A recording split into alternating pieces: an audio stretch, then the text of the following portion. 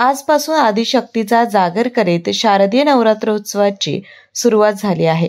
महाराष्ट्रातील 3.5 शक्तिपीठांपैकी एक मानल्या जाणाऱ्या करवीर निवासिनी श्री अंबाबाई मंदिरात सकाळी 8:45 वाजता तोफेच्या सलामीने उत्सवाचा शुभारंभ झाला.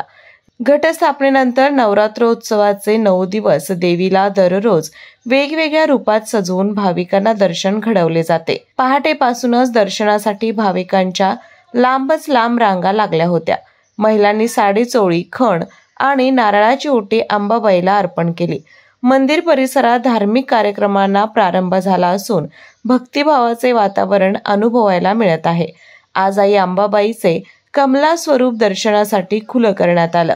सुवर्णाप्रमाणे तेजस्वी कांती, दिव्य अलंकारांनी सजलेलं रूप, वरच्या हातात कमळ धारण केलेली मुद्रा आणि खालचे वरदायक आणि अभयकर हात या स्वरूपाने अंबाबाई भाविकांना दर्शन देत आहे. कमलावर आसनस्थ देवी 4 हत्तींनी वेष्टलेली असून ही दशमहाविद्येतील 10वी देवता मानली जाते.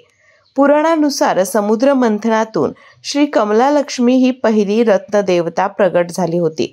तिच्या तेजाने संपूर्ण चराचर विश्व उजळून निघालं आणि 4 दिव्य गजांनी सुवर्ण घटातील अमृताने तिचे अभिषेक केले. कमला लक्ष्मी, गजलक्ष्मी, गजेंद्र लक्ष्मी या नावांनी पूजली जाणारी ही देवी दारिद्र्य, शोक, दुर्भाग्य दूर करून सुख, सौभाग्य, समृद्धी आणि यश प्रदान करणारी मानली जाते.